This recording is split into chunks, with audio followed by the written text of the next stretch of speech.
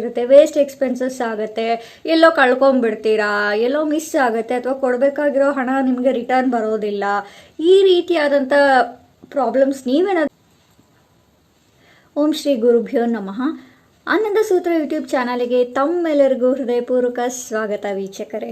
ಇವತ್ತು ನಾವು ವಿಶೇಷವಾಗಿ ನಿಮ್ಮ ಅಡುಗೆ ಮನೆಯಲ್ಲಿ, ಎಲ್ಲರ ಮನೆಯಲ್ಲೂ ಅಡುಗೆ ಮನೆ ಇದ್ದೇ ಇರುತ್ತೆ ಅಲ್ವಾ, ಈ ಒಂದು ಅಡುಗೆ ಮನೆಯಲ್ಲಿ ಯಾವ ಒಂದು ವಸ್ತುಗಳು ಖಾಲಿನೇ ಆಗಬಾರ್ದು, ಅಂದರೆ ಒಂದು ಕಾಳು ಸಹ ಖಾಲಿ ಆಗ್ದಂಗೆ ನೋಡ್ಕೊಳ್ಳೋದು ನಿಮ್ಮ ಜವಾಬ್ದಾರಿ, ಮುಖ್ಯ ಜವಾಬ್ದಾರಿಯಾಗಿರುತ್ತೆ. ಯಾಕೆ ಅಂದರೆ ಎಲ್ಲರ ಮನೆಯಲ್ಲೂ ಗ್ರೋಸರೀಸ್ ಅನ್ನೋದು ಇದ್ದೇ ಇರುತ್ತೆ ಅಲ್ವಾ. ರೇಷನ್ನು, ತರಕಾರಿ, ಕಾಳು, ಬೇಳೆಗಳು, ಹಿಟ್ಟುಗಳು, ಎಣ್ಣೆ, ಈ ರೀತಿಯಾಗಿ. ಯಾಕೆಂದರೆ ಅಡುಗೆ ಅನ್ನೋದು ತುಂಬ ಮುಖ್ಯ ನಮ್ಮ ಜೀವನದಲ್ಲಿ.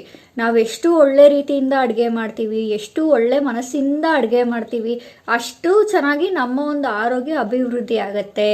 ಈಗ ನೋಡಿ, ಹೆಣ್ಣುಮಕ್ಕಳು ಬೈಕೊಂಡು ಅಡುಗೆ ಮಾಡಿದ್ರೆ ಅದು ತಿಂದಿದ್ದು ಸಹ ಮೈಗತ್ತೋದಿಲ್ಲ. ಅದೇ ಇನ್ನಷ್ಟು ಕೆಲವು ಹೆಣ್ಣುಮಕ್ಕಳು ಖುಷಿಯಿಂದ ಮಾಡ್ತಾರೆ, ಆ ರುಚಿನೂ ತುಂಬ ಚೆನ್ನಾಗಿರುತ್ತೆ, ತಿಂದಿದ್ದು ಮೈಗತ್ತತ್ತೆ, ವಿಟಾಮಿನ್ಸು, ಪ್ರೋಟೀನ್ಸು ಎಲ್ಲ ಕಡೆ ಹರಡುತ್ತೆ, ನಿಮ್ಮ ಮೈಯಲ್ಲಿ ಪ್ರತಿಯೊಂದು ಕಣಕ್ಕೂ ಹರಡುತ್ತೆ. ಜೊತೆಗೆ ನಿಮ್ಮ ಹೆಲ್ತ್ ಕೂಡ ಸ್ಟೇಬಲ್ ಆಗಿ ಚೆನ್ನಾಗಿರುತ್ತೆ. ಇನ್ನು ಕೆಲವರು ಏನೋ ಅನ್ಕೊಳ್ತಿರ್ತಾರೆ, ಆದರೆ ಅಡುಗೆ ಮಾಡ್ತಾ ಇರ್ತಾರೆ. ಸೊ ಆ ಥಾಟ್ಸ್ ಎಲ್ಲ ಆ ಒಂದು ಅಡುಗೆಯಲ್ಲಿ ಮಿಕ್ಸ್ ಆಗುತ್ತೆ. ಅದಕ್ಕೆ ಹೇಳೋದು, ಅಡುಗೆ ಮನೆಯಲ್ಲಿ ಯಾವಾಗಲೂ ಹೆಣ್ಣು ಮಕ್ಕಳು ಖುಷಿಯಾಗಿ ನಗ್ನಗ್ತಾ ಹ್ಯಾಪಿಯಾಗಿ ಅಡುಗೆ ಮಾಡಿ, ಇಷ್ಟಪಟ್ಟು ಮಾಡಿ. ಹೆಣ್ಣು ಮಕ್ಕಳಾಗಲಿ ಗಂಡು ಮಕ್ಕಳಾಗಲಿ ಯಾರಾದರೂ ಅಷ್ಟೇ. ಈ ಚೆಫ್ಗಳು ಇರ್ತಾರೆ, ಕೆಲವರು ಗಂಡು ಮಕ್ಕಳು ಇರ್ತಾರೆ ಅಲ್ವಾ, ನಳ ಮಹಾರಾಜ್ ಅಂತ ಹೇಳಿ ನೀವೆಲ್ಲ ಕೇಳಿರ್ಬೋದು.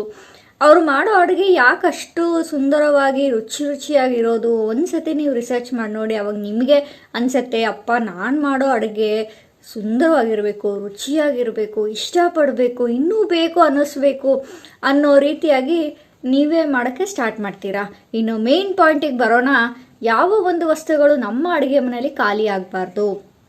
ಫಸ್ಟ್ ಆಫ್ ಆಲ್ ನೋಡಿ, ನಮ್ಮ ಜೀವನದಲ್ಲಿ ಆರೋಗ್ಯನೂ ಮುಖ್ಯ, ಇನ್ಕಮು ಮುಖ್ಯ. ಅಂದರೆ ಸ್ಟೇಬಲ್ ಇನ್ಕಮ್ ಅನ್ನೋದು ಇರಬೇಕು, ಕನ್ಸಿಸ್ಟೆನ್ಸಿ ಅನ್ನೋದು ಇರಬೇಕು, ಗ್ರೋತ್ ಅನ್ನೋದು ಇರಬೇಕು. ಸೊ ಇವೆಲ್ಲ ಆಗಬೇಕು ಅಂದರೆ ನಮ್ಮ ಮನೇಲಿರೋ ಅಡುಗೆ ಮನೆ ವಸ್ತುಗಳು ಸಹ ನಮಗೆ ಸಪೋರ್ಟ್ ಮಾಡ್ತವೆ. ಯಾವ ರೀತಿ ಅಂದರೆ ನೋಡಿ, ನಿಮ್ಮ ಮನೇಲಿ ಅಕ್ಕಿ ಇದೆಯಾ, ಕಲ್ಲುಪ್ಪಿದೆಯಾ, ಪುಡಿ ಉಪ್ಪಿದೆಯಾ, ಅಡುಗೆ ಎಣ್ಣೆ ಇದೆಯಾ, ಗೋಧಿ ಹಿಟ್ಟಿದೆಯಾ, ರಾಗಿ ಹಿಟ್ಟಿದೆಯಾ, ಇದಷ್ಟು ಇರುತ್ತೆ ಅಲ್ವಾ.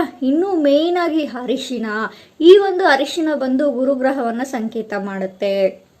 ಒಂದೊಂದು ವಸ್ತುನು, ಒಂದೊಂದು ಧಾನ್ಯಗಳು ಸಹ ಒಂದೊಂದು ಗ್ರಹವನ್ನು ಸಂಕೇತಿಸುತ್ತೆ. ಹಾಗಾಗಿ ನಿಮ್ಮ ಮನೆಯಲ್ಲಿ ಯಾವ ಒಂದು ವಸ್ತುಗಳನ್ನು ಖಾಲಿ ಆಗದೆ ಇರೋ ಹಾಗೆ ನೋಡ್ಕೊಳ್ಳಿ. ಜೊತೆಗೆ ಹಾಲು ಮತ್ತು ಮೊಸರು, ಇದಷ್ಟು ಒಂದು ವಸ್ತುಗಳನ್ನು ನೀವು ನಿಮ್ಮ ಅಡುಗೆ ಮನೆಯಲ್ಲಿ ಸದಾ ಉಳಿಸ್ಕೊಳ್ಳಿ. ಇನ್ನು ಒಂದು ಹಿಡಿ ಇದೆ ಅನ್ನೋವಾಗ, ಅಥವಾ ಒಂದು ಲೋಟ ರೈಸ್ ಇದೆ ಅನ್ನೋಕ್ಕೆ ಮುಂಚೆನೇ ನೀವು ತರಿಸಿಟ್ಕೊಳ್ಳಿ. ಓಕೆನಾ. ಒಂದು ಅರ್ಧ ಬಾಕ್ಸ್ ಇದೆ ಉಪ್ಪು ಅಂತ ನಿಮಗೆ ಅನ್ನಿಸ್ತು ಅಂದಿದ ತಕ್ಷಣವೇ ಇನ್ನೂ ಒಂದು ಪ್ಯಾಕೆಟ್ ರೆಡಿ ತರಿಸಿಟ್ಕೊಳ್ಳಿ.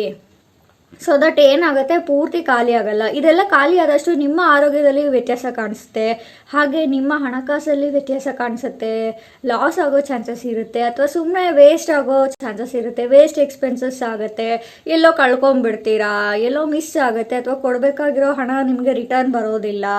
ಈ ರೀತಿಯಾದಂಥ ಪ್ರಾಬ್ಲಮ್ಸ್ ನೀವೇನಾದರೂ ಫೇಸ್ ಮಾಡ್ತಿದ್ರೆ ಈ ಒಂದು ಟಿಪ್ಸ್ ನಿಮಗೋಸ್ಕರ.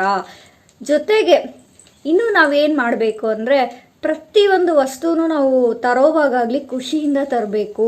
ನೀವು ಯಾವ ಒಂದು ಎಮೋಷನ್ಸ್, ಅಂದರೆ ಯಾವ ಒಂದು ಭಾವನೆಯಲ್ಲಿ ನೀವು ಆ ವಸ್ತುಗಳನ್ನ ತರ್ತೀರಾ, ಅದೇ ಭಾವನೆ ಮನೆಗೆ ಬರುತ್ತೆ, ಅದೇ ಭಾವನೆ ಅಡುಗೆಯಲ್ಲಿ ಹೋಗುತ್ತೆ, ಅದೇ ಭಾವನೆ ನಿಮ್ಮ ಮೈಯಲ್ಲೂ ಹರಡುತ್ತೆ. ಯಾಕೆಂದರೆ ನೀವು ತಾನೇ ಸೇವಿಸೋದು.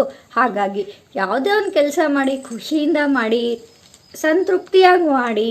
ಸೊ ಈ ವಸ್ತುಗಳನ್ನ ನಿಮ್ಮ ಮನೇಲಿ ಖಾಲಿ ಆಗದೆ ಇರೋಗೆ ನೋಡ್ಕೊಳ್ಳೋದು ನಿಮ್ಮೆಲ್ಲರ ಜವಾಬ್ದಾರಿ. ಈ ವಸ್ತುಗಳನ್ನ ಯಾವುದೇ ರೀತಿಯಾಗಿ, ಯಾವುದೇ ಒಂದು ದಿನ, ಒಂದು ಕ್ಷಣ ಆಗಲೇ ಖಾಲಿ ಆಗದೆ ಇರೋ ಹಾಗೆ ಕಾಪಾಡ್ಕೊಳ್ಳಿ.